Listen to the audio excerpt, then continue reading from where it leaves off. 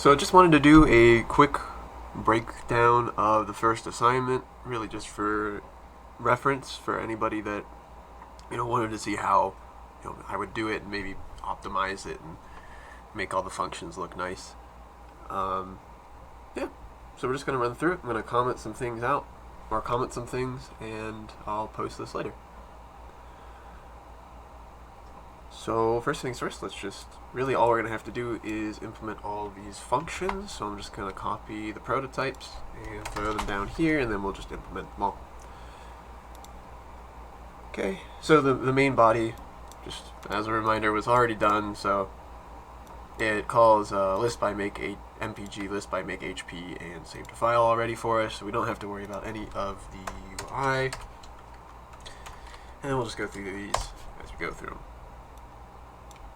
Okay, so this one reads the file given by the past file name, and then it stores all red cars in the car vector. Okay, so just generic description of that, and then we will put the arguments. So I'm going to call this one file name, and I'm just going to call this one car vector. Right. So if I was working this out from scratch, I would probably want to open up the cars.csv file and take a look at how it looks. And I would see that it has this first line of header garbage, and then every single time it has, if we look at the fields that we want to read in, has make, model, mpg, cylinders, displacement. Probably zoom this in a little bit. There we go. Yeah, so it has like all that stuff, and the make is always this part here. The model is the part after that. So the make is always the first word. It looks like Chevy, Buick, Plymouth, and then the model is just the text after it, and then everything else is separated by a semicolon until we get to the end of the line, which is an origin, and that's just a line feed. Okay, so we can read that in that exact order. So let's just throw this over here, maybe for reference. We'll come back to it. Right. So first things first, we want to open a file. So remember that if streams are used for input file streams.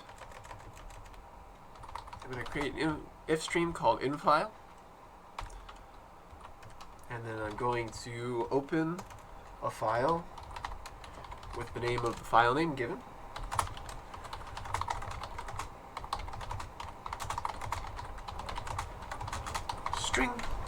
As a stream, right? And then we want to actually start reading from that file. And then just recall that this function also returns how many cars were read, just for printing purposes. So I'm going to make an int variable called count, initialize it to 0, we'll just make it go up by 1 every time, and we'll return it at the end.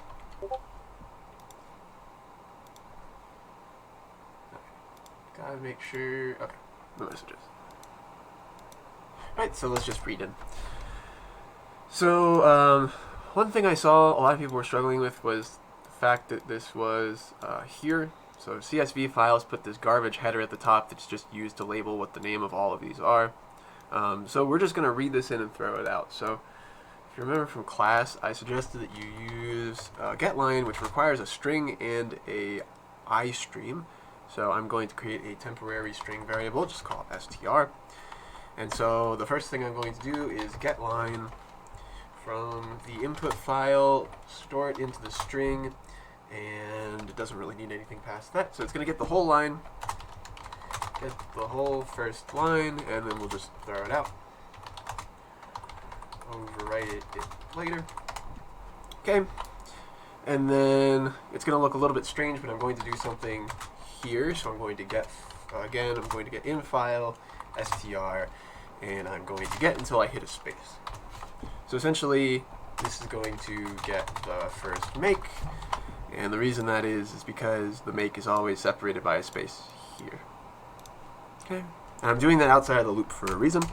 Some people didn't end up doing it this way. They still found ways to make it work, this is the way that I suggest doing it, just because it tends to be efficient. So I'm going to get the make first, and I'll explain it as I go, and then we want to basically read through the whole file. So while we are not at the end of the file, and you could also use good, I saw some people use,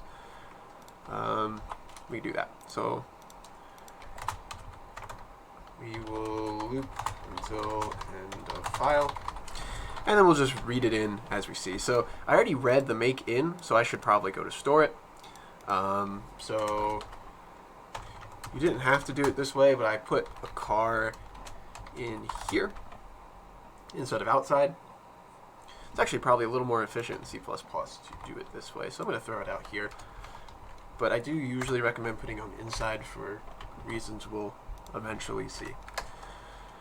Okay, so now I just got to read things into the car. So the temp car, we just read the make. So I will set that to be the string we just read. Right, and then we just got to keep doing the same thing over and over again. So I'm going to get line, and then now I'm going to get every time until I hit a semicolon, because all of these are split by semicolons. So I can get line in file. str is the string variable I created as a temp, and then we're just going to keep going there. And so the first thing we read was the model. Okay, so we'll store that. And then I'm just going to copy and paste this because it's really just the same for most of these. So I'm going to get the next line, which is the MPG. And then something to consider is that an MPG is not a string. So if I just got MPG here, it's not going to work because it's going to try to convert a string to a double. So remember that there are functions s2i and s2d that convert from a string to double, and then s2i will convert from string to integer. So we'll keep using that. Alright, so that reads in the MPG, and then the rest of these are pretty straightforward. So after MPG we have cylinders. They're basically just the same thing. Right, and instead of a double, this one is an integer. So I'm going to use s2i. Probably a bit more there. So we have cylinders, displacement, horsepower, weight. Displacement, which is also an integer. Excuse me. Displacement, which is probably also an integer. Horsepower, which I again also think is an integer.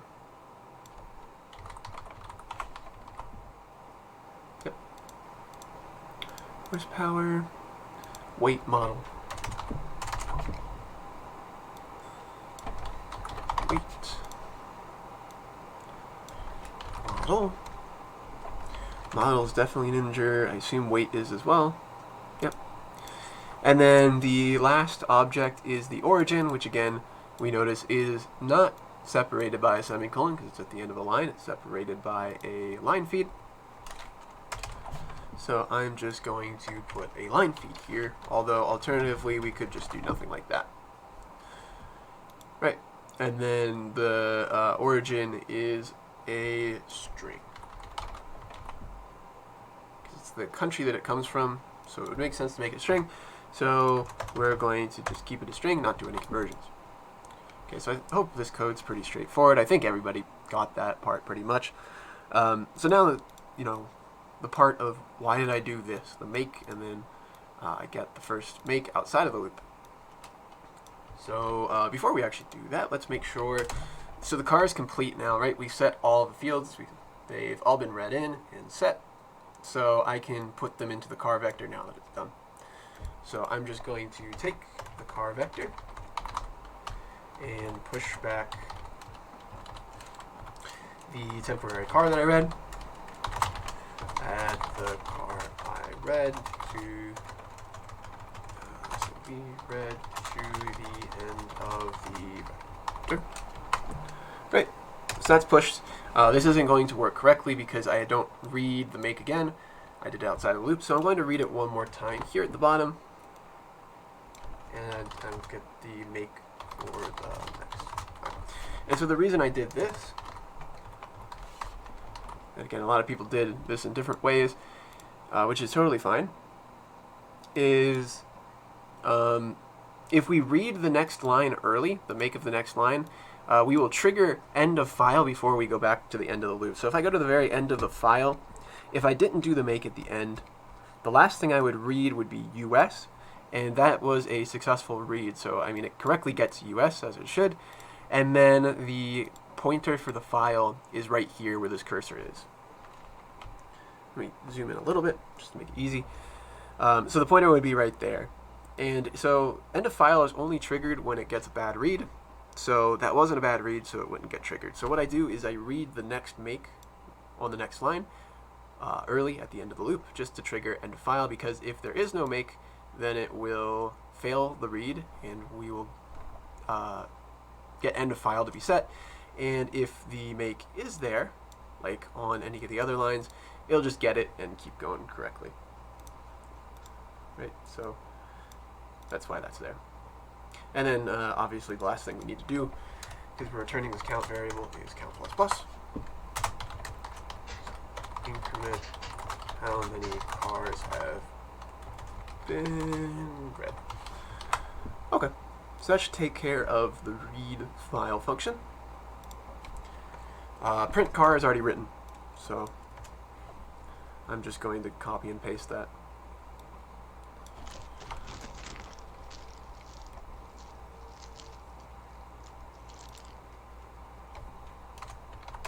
And if you're just joining, mute your mic if you haven't already, please. Unless you have a question, that's fine. But, yeah, okay, so print car is done, take care of for us. And then we have a list of cars, and we're going to sort it. So this one, again, I think almost everybody got right. So we could just use something like bubble sort to sort this. Which we did the first class, so I'm just going to do that in ij bool sorted, right? And then I just need 2 for loops. So if we want to do this optimally, since I am trying to like optimize this, actually, yeah, I did do that in my example. I put I and j out here, which was a little strange maybe for like why I wasn't putting it inside the for loop, because normally I do like for in I equals 0, right? But I put it up there. It's just so that we don't end up for the inner for loop, we don't keep making int j over and over again. So we'll get to that. So I less than the cars dot size I plus plus, and then I needed an inner for loop, so for j equals 0, so j also starts from the beginning, j less than cars dot size, and then we subtracted I to optimize it a little bit because we know that I things are going to be sorted every time, and then j plus plus. Okay, and so that, yeah, the reason I declare I and j up here, and you'll see that I do this if I optimize any code, instead of putting int j equals 0 like people normally do, then every single time I go through this, it's going to redeclare j every single time, and declarations actually take time, so it has to allocate some memory, and it's not super expensive, it doesn't take a whole lot of time, but if we can avoid that, that's great. So it only gets allocated one time, and then the value just gets overwritten right here. We'll get into memory allocation at some point, but that's just why I do that. Okay, and then actually there was another part here, so we wanted to keep going as long as not sorted, so, and not sorted. So I should make sure to initialize this to false so that that gets triggered the first time, so it's not sorted, and then we'll set sorted equals to true every time we make a pass through the list. Can you explain the reasoning for a minus 1 in the second for loop? Right here. Yeah, let me write the if statement, and that will hopefully make more sense. So when we're doing bubble sort, we want to compare like any two adjacent elements, right, and then swap them if they are out of order. So if I did, for instance, cars sub j is greater than cars sub j plus 1, and swap. So, oh, whoops, and we're doing MPG. So I should actually do that, right? MPG and MPG, and then we want to, so consider that the sample code I gave first day of class, this was backwards, and the reason is I did it from least to greatest. I did non-descending order, but the sample output for this program was non-ascending order, so it goes from greatest to least. And any two equals can be by each other. So that's why I say non-descending instead of, or sorry, non-ascending instead of descending. There's a very subtle difference.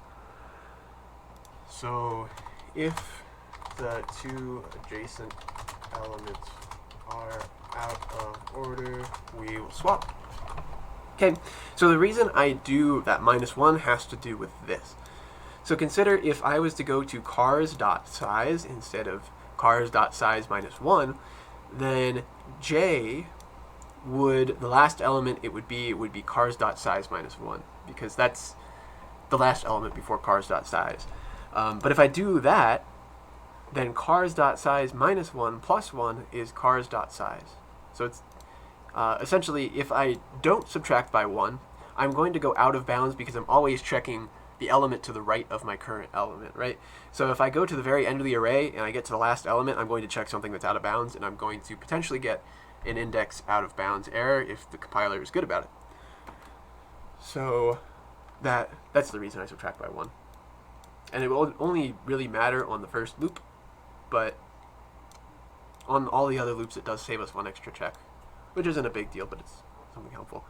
So hopefully that answer made sense. This 1 is just to keep it from going out of bounds, because we have a +1 that's offsetting it. Right, so again, for optimization purposes, let's just, rather than put car temp down here, I'm going to put car temp up here so that I don't declare it every single time I do a swap. Instead, I declare it once and then just use it as a temp variable, and I don't have to keep allocating memory for it every single time I want to use it. So temp equals, we'll just arbitrarily pick this one, and then we'll overwrite it.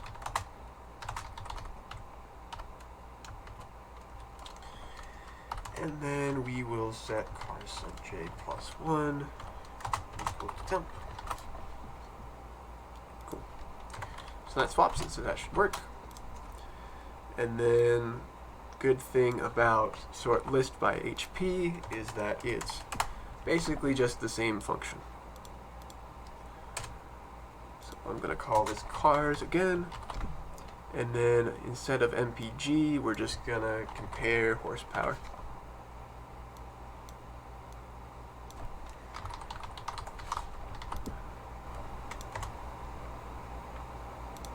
Right, and then we'll just comment this.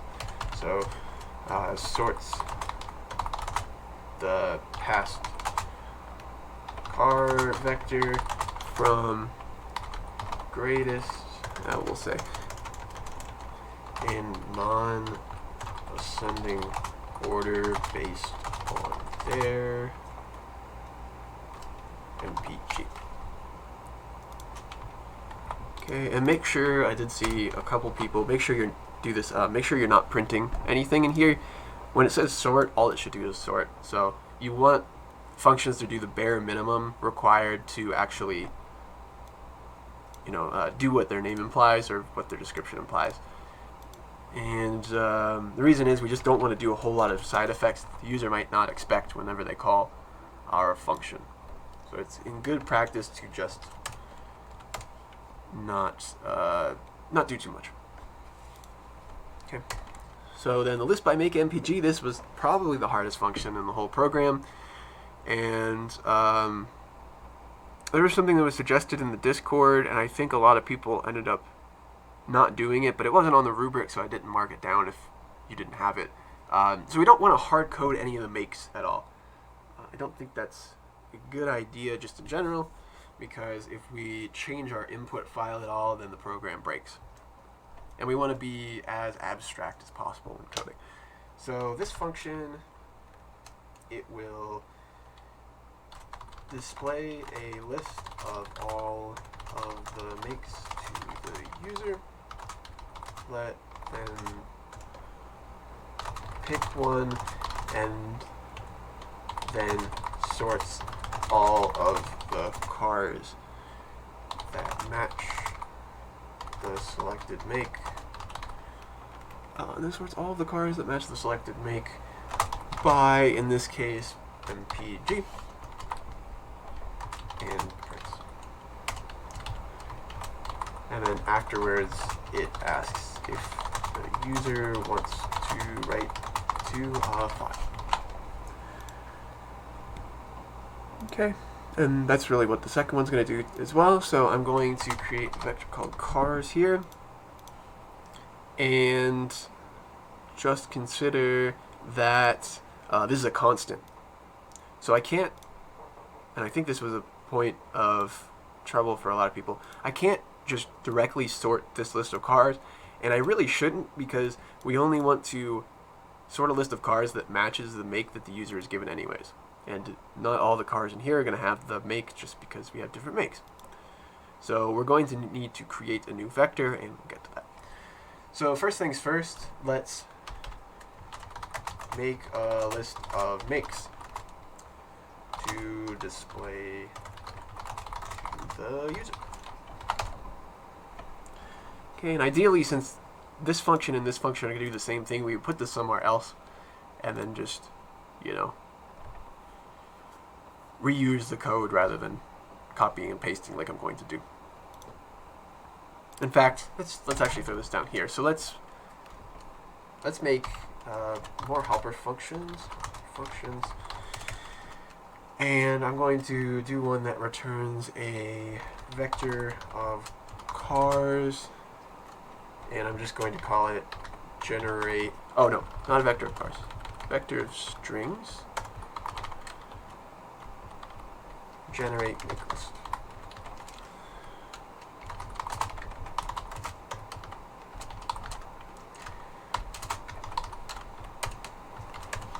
Okay, and it might seem strange in putting an ampersand here, whereas the other one didn't have that. It's just a little bit faster if we do it that way. So if you pass things by reference, it is faster. And even if you keep it a constant, you can still pass it by reference. So we can get the speed of the passing by reference part, where we don't actually make a copy. And then we can still get the data preservation aspect of the const just by putting the word const. So you're allowed to mix and match those. And it's very common to do so. Okay.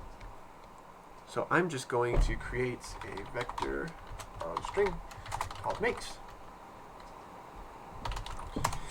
And then we're going to populate it. So this will generate a vector of all of the unique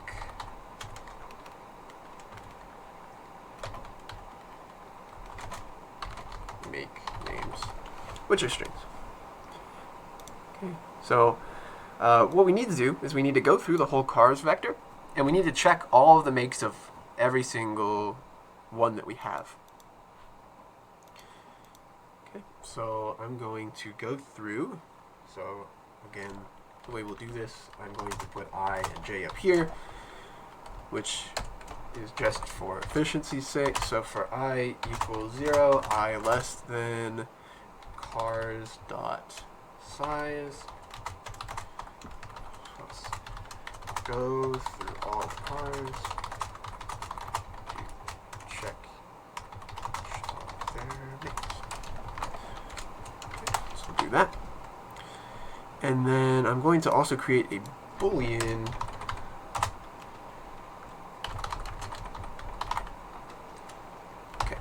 So I'm going to create a Boolean that checks if the current make is already in the vector. So each of these individual cars that I go through in this car vector is going to have a make. I want to check if each one is currently in my make vector that I'm going to return at the end. So let me just return this down here preemptively. Alright, so basically if we find a duplicate, we don't want to add it. So if the make is present, we don't want to add it, and if the make is not present, then we do want to add it because we haven't put it in the makes vector yet. Okay, so what we need to do is we will first say by default that the make is not present, and then we'll look and see if it is, and if it is present, then we'll just update it. So for j equals 0, j less than makes size, j plus plus. So go through all of the makes in a linear fashion, all of the makes beginning to end, and check if the current make is already in the make vector.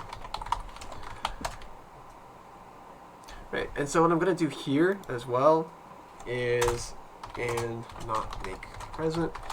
In order to optimize it, I'm only going to do it while we haven't found the make. So if we happen to find the make, we can bail early. So if I had like a list that was Ford, Chevy, Jeep, Oldsmobile, and I was looking for Chevy, that's the second element in something that's for long. So I could stop after I find it in the second one. I don't need to check the third and the fourth one if I've already found it, because I know there's not really a reason to if I've already found it. So that's just to stop early. I'm going to put that there. Now my next line of code, I'm going to write it the normal way first, and then I'm going to optimize it afterwards. Okay. So the straightforward way would just be to check if the current make, so again, j is being used to go through the makes array, and I is being used to go through the cars array, so we should use each indexer with the one that matches it.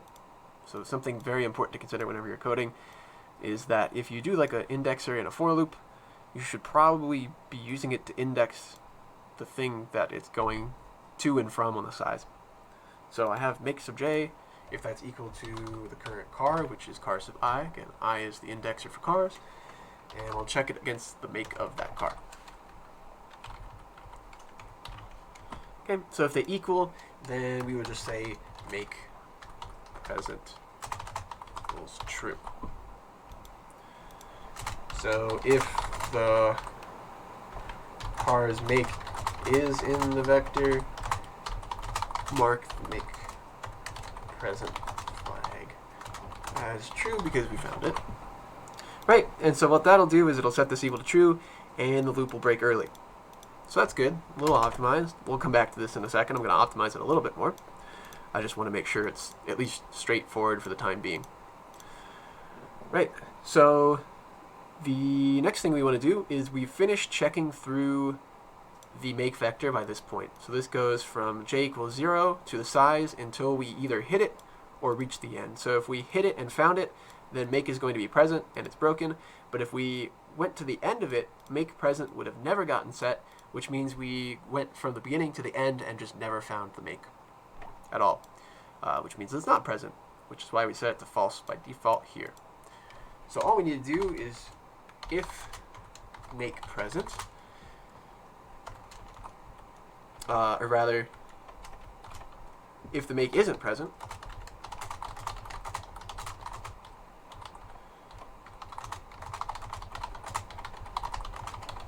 then we'll just add it. And so remember, the way we add is just with push back, C++. So I'm going to push back, and then I want to push back the make that I was finding, which was the car sub I.make. And consider that the reason I'm using I, again, is because it should look into the cars array, and also something to just be aware of if you do this optimization like I do, is that you should only be really using j from here to here unless you really know what you're doing, because that would be its scope if I did like a normal int j like that, right? J would die here and I wouldn't be able to use it. So just be careful of that. Alright, so that would create the whole thing. So let's go ahead and optimize this really quick. I'm going to comment this out. I didn't see anybody do this, I don't think. But it's actually really good to avoid if statements when you can. And a key point into when you can avoid if statement is when, if you do an if statement, you just immediately do something with a boolean afterwards, then the inside of an if is always a boolean technically, and I'm doing a boolean here, so I can probably do some sort of conversion between those two. So what I was doing is I was checking make sub j equals cars sub I dot make. So what I can do is set cars present. Oops. Present equals that. Oh, whoops, or make present. Right, so consider that make present was only set to true when this was true. So if I take this here, it will take it, and if it's true, it will set it to be true. If it's false, it will set it to be false. And that's nice because I don't have to evaluate this, store it, check it against an if, and then set it. I can do it and then set it, and I never have to check it against an if, which is more efficient because if statements are very slow, and it's good to avoid them. So it's kind of an unconventional way to do it, but it's a little bit better. All right, so that generates a list of vectors now, so we can use it up here. So I can, or sorry, did I say list of vectors? I mean a vector string. So list of all the makes. So I can create a vector of string, call it make names or something like that, and then I can do a function called generate make list, and I will pass the cars, and now we have it. And it looks kind of clean because I wrote it in a function. So okay, we just have like this black box where it does something magical and returns the right value all the time. So we have that, and then we want to display these to the user. So a problem I noticed with a lot of people that were hard coding is they end up using like really long switch statements. When you use a vector, or just a list for this, we can just use indices. So you don't have to write some long block of code, and we also don't have to evaluate a switch statement. So like an if statement, a switch statement is basically the same thing, so it is a bit slow, so we want to avoid it when possible. So I'm going to just use a straight indexer. Again, in the interest of speed, we'll throw that outside of the for loop. So I'm going to go from for in I equals 0, I less than make names dot size plus. So print all of the makes to the screen for the user. So let's print all of these for the user to pick one. Right, so let's do that cout. So cout, and then we start counting at 0, but you'll notice that in the sample output they started counting at 1. So I'm just going to add 1 to all of these to offset that correctly. So I will put I plus 1 dot. I think there might have been a colon after that, but it's not a big deal. And then we want to print the make that we actually have, which is make name sub I, and then end line. Oh, make names. There we go. Okay. And then we want to read in a integer from the user that's just representative of their pick. If I want to be efficient, I can use I again. Shouldn't be a problem, so we will just say cin I. And I'm just going to, actually, let's print this out. So cout, enter a number.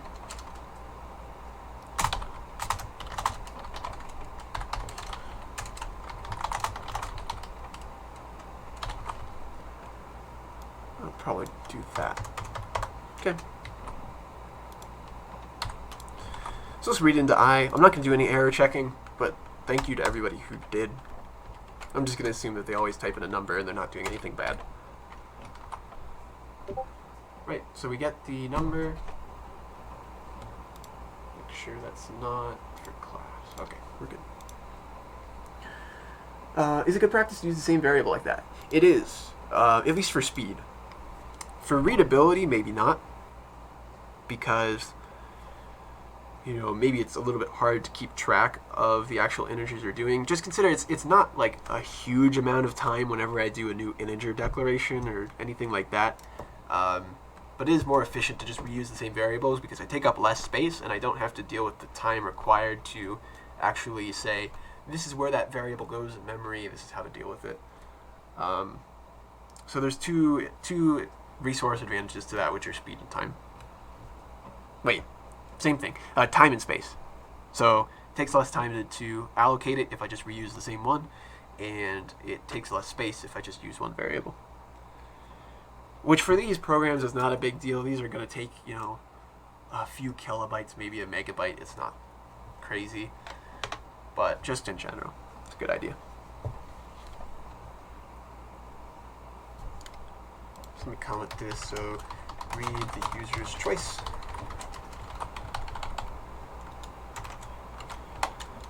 Right, and then we have the user's choice now, so we can find all of the makes that match that. So actually, yeah, maybe let me do a different variable. I'm going to need to.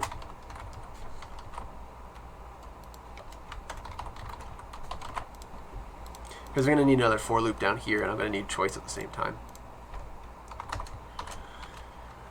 Right, so for I equals 0, I less than cars.size I plus plus. So go through all of the cars and find the ones that match the selected make. Okay. So I'm going to create a vector of cars called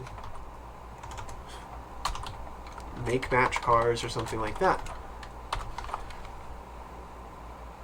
So I need to create a new vector of cars that match the selected make, and I need to do that for two reasons, which we discussed earlier, which was just, this is a constant, so if I wanted to sort it, I can't sort it because it's a constant, I can't change any of the values, and then there's also the fact that the original car vector contains a bunch of different makes, and so if I just pass it straight up, then it becomes kind of difficult, because then I have to identify only the ones that match the specific make, and then I have to only print them out, and then the sorting part kind of becomes confusing, because how do I even really determine that? I could sort the whole list, I guess, and then just afterwards print the makes instead of isolating them like this, but then I end up sorting a much longer list, and sorting is much slower than generating a new list, especially if we're using bubble sort. And there's mathematical ways we can prove that that's true, but we're just gonna, when I wave my hand and say bubble sort is bad, try to make things smaller before you use bubble sort. So that's what we're gonna do. We're gonna truncate the list to be only the ones we want to sort, and then sort them. Plus, I think that's a little more common sense for this. Okay. So all I need to do is check if the given car sub I. So I'm going to check each car. If the car is, let me close Discord so I don't get those message noises in the recording. So if the make of this selected car is equal to the selected make, so recall that the make names, that was the string vector that we generated that had all of the make names in it, and they were all unique. And that's the way that the user actually picked one, was from that same list. So I displayed it here. So that's what the user is aware of. So I should use it again because the user is aware of it. And so it's a way I should translate the user data back into usable data for us. So I'm going to use the make name that they picked, which was make names. And they picked the choice one in the list. And recall that we added one here to make it start counting at 1 instead of 0. So when I get it back from the user, I need to undo the fact that I did that by subtracting 1 to undo this plus 1. Okay, so if the user selected make matches this car's make, add it to the vector. And then again, just the way we add those is with pushback. So make match cars dot push back, and then the car that matched was car survive. All right, so we've generated all of the makes that we want, and so going to sort that list, which is pretty easy because we already wrote a function that does it, called sort list by mpg. Right, so we are going to sort list by mpg, and we're going to sort this make match cars that we just created. Right, and then the last thing we need to do is print the list.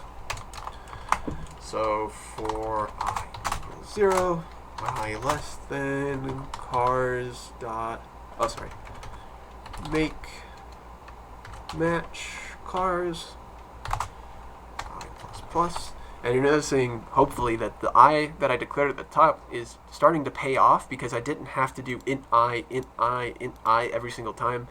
It only had to do it once, which means that it doesn't have to take the time and space every single time to deal with it. It just does it there. Oh, right, this should be size. Okay. So I just want to print each individual car. So there's already a function for that called print cars, print car. And we're going to print it to the screen, which is cout, so that's the O stream that we want. And then the car is obviously make match cars sub I. So that would print all the cars. And then we wanted to print to the screen asking the user if they wanted to write all of this to a file or not. So prompt the user to read to write to a file. So I'm going to create a character because we're just going to ask them yes or no. So I'll cout to them, would you like to write to a file? YN. And again, I'm not going to do anything extensive here. I'm just going to leave it like that. So I'm not going to do any error checking, making sure that they actually typed a character and then it was Y or N. I'm just going to do the lazy implementation just for the sake of simplicity. But if you did more, that's totally okay. This is just quick, simple, bare minimum that I required implementation. Right, so we'll just in that. Into the selection.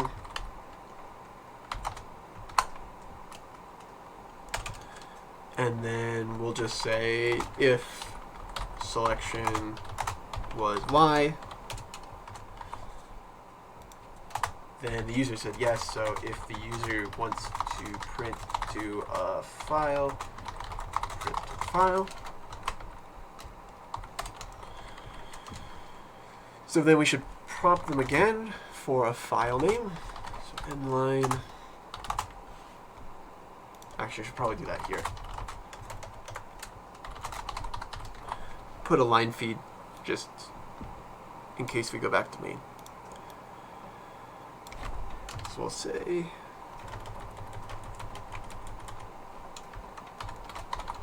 enter a file name.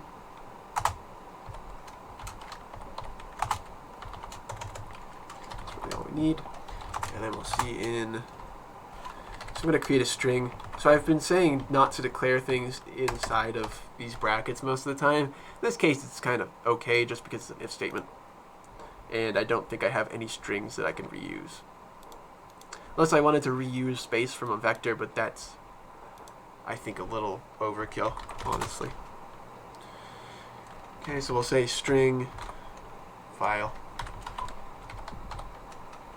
Read into that. Again, not going to do any error checking, making sure that the file exists or that the name was valid or anything of that nature. So we're just going to in, and then we will simply open a new file. Oh no, sorry. That should be an output stream because we're writing to it, so it needs to be output. And we'll call it out file, and then we'll open it.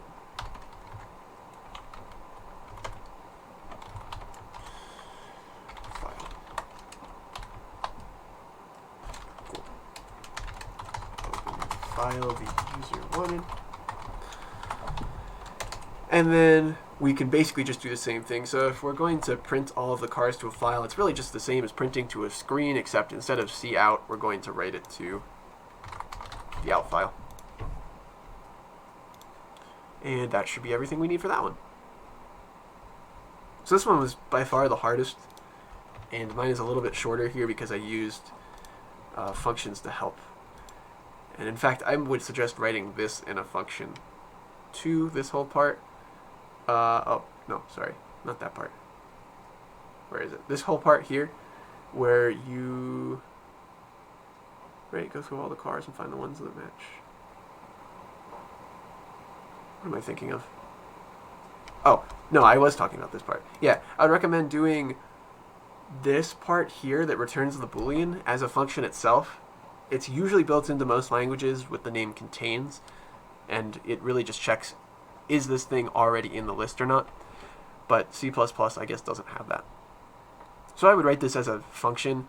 I would do some inheritance stuff like we did in class and then throw it in there, and I think that would make it look kind of clean. But that's okay.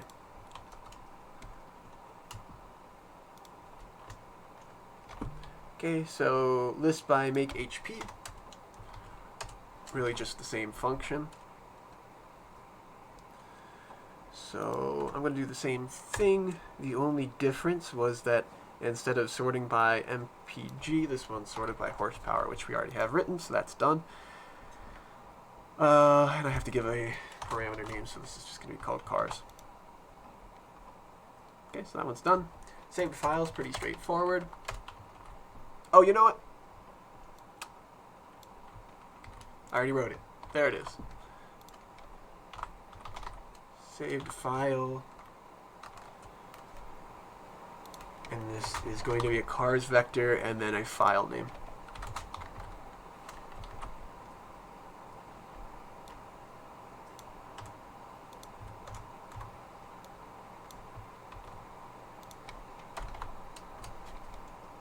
So I was going to copy and paste that code I wrote earlier that writes to a file. And that should be good enough, because that's what this did. That's a little bit easier. But in this case, I actually have to declare the variable. Oh well, that's fine. Not a big deal. So this saves all the cars in the given vector to a file with the given file name. So then up here, I'm just going to have to pass the parameters to that. So it takes the car vector, which was called like make match cars,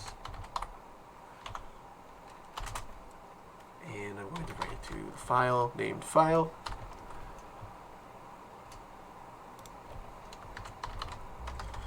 I'm going to change this to file name.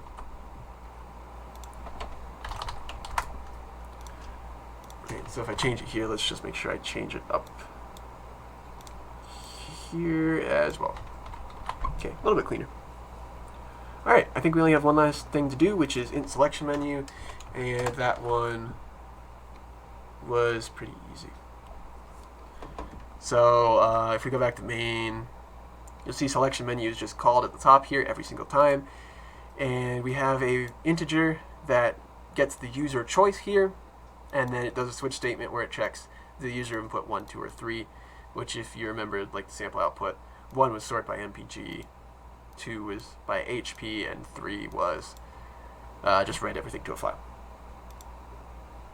Okay, so I am just going to go down here and just copy and paste this, really. So if I go to the sample output, this is what the menu looked like. So I'm just going to steal it. Easy enough. So int choice, just create a variable for that. I will see out all of this. 2, 2, 3, 4, 5, something like that.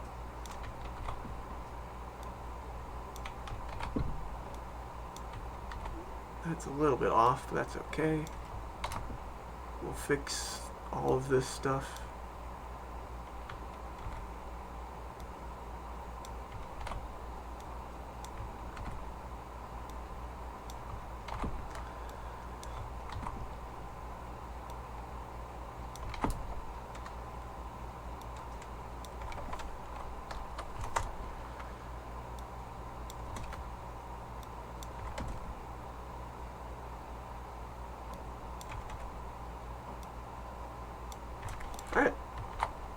And now, if we run the program, it should hopefully work. Oh, right. No, it shouldn't, because I forgot to put this. So we want to just see in the user's choice and then return it, right, so that the main can use it. All right, so this should work now.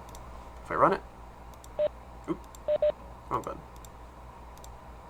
Kind of want that to go up. Oh well. Okay, so there's that. It didn't work, and that's because I didn't set up Visual Studio to make it work. So it's really quick. We need to set the command line argument, so this took the file name. So the file was cars.csv. We'll hit OK. So now I'll read in from cars.csv, but I actually have to give it cars.csv. So I will just open the folder. There's that. And then I'm just going to copy and paste it from the folder that cars.csv is located in. And now I can see it. It's right there. Okay, now if we run it, it should work. Hopefully. Ah! I get an F. I got an invalid argument. What happened? Chevrolet. What's the string right now? US Buick. I write in something wrong. Oh no. It was on the first car too. Never trust me, I can't pass any of these assignments. So what happens? So we read in the first string, right?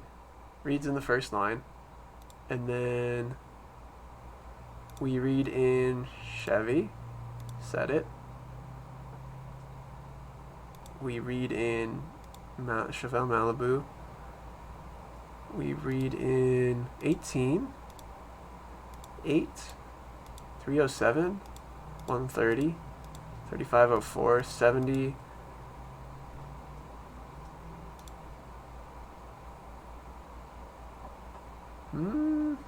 Did I do something twice here on accident?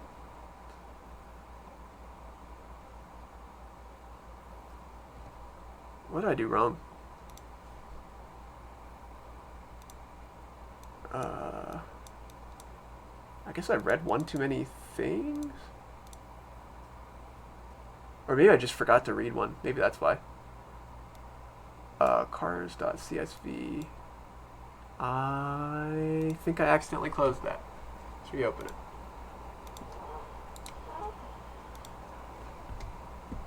Car, origin. So make, model, MPG, cylinders, displacement, horsepower.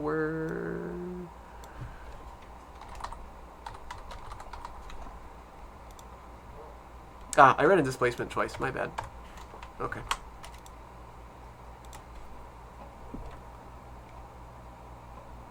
Now does it work? Let's just hit continue. No invalid arguments? Yeah, there we go. Yeah, so just make sure you don't type in the same thing twice. Common mistake, just program the right thing all the time. Okay, so let's just make sure it works. I forgot to put enter a number, I guess. Oh well. So it correctly generates all of the makes in the same order. I can pick them. Got to make sure that it printed in the correct MPG order.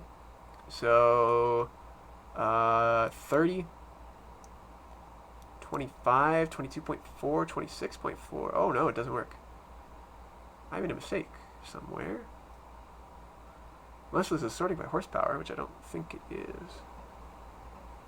Or maybe it is. Did I just call the wrong function? No. No, I messed something up. That doesn't work. What happened?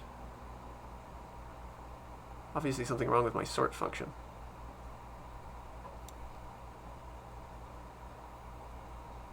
Oh! It's only going to do one loop. I forgot to check sorted equals false.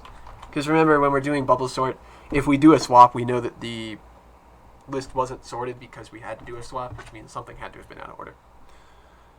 Yeah, I just forgot to put that. Okay.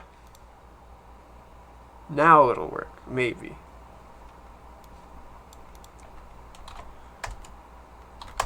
Buick. Okay, let's check this one. MPG 30, 28.4, 26.6. 25, 22.4. I put it in the wrong order. This is going from least to greatest. Oh, duh. I said I was going to flip it, and then I didn't actually do it. I've gotten 3 Fs on this assignment. Yo, I don't think I'm going to pass this class. Alright. Now it should work. Let me just also, since I'm here, make it look a little bit nicer and just throw in the cout select number.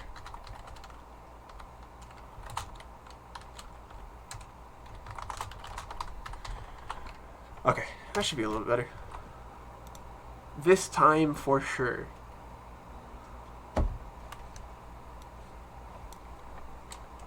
One, two. Now it should print from, yeah, least to greatest, or greatest to least, so 12, 13, 13, 13, 14, 15, 16.9. These are all getting bigger, so that looks correct. If I wanted to write to a file, we'll say yes.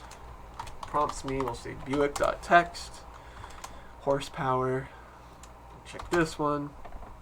Should hopefully work. So horsepower, 75, 75, 79, 80, 80, 80, 83. So that seems to be in non-ascending order.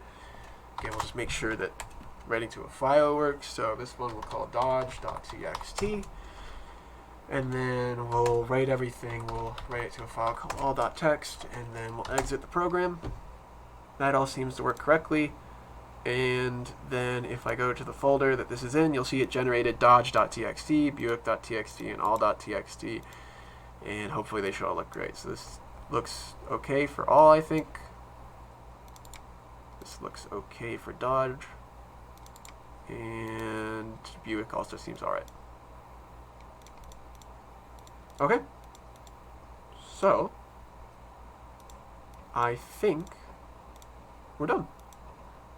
That's the first assignment. I opened a pen, I guess. We did it. How do I close that? Like that. Okay. Alright. So that's that. That's how we would do assignment 1. Start to finish. 57 minutes.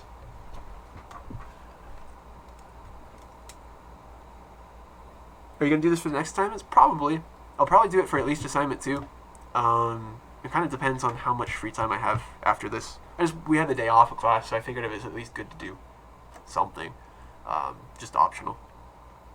But yeah, I will probably do it for assignment 2. Maybe do it for some other stuff. Maybe even just upload some random programming videos if you just want to take a look at it. And, you know, just have it for reference for like programming practices. We don't have a whole lot of time to talk about object-oriented programming during the course of this course. So I might throw some extra examples up there of just like practical problems. I'm trying to find something good. If you're interested about any specific computer science topic, just throw it out there on the Discord or in class or something, and maybe I can throw it up there.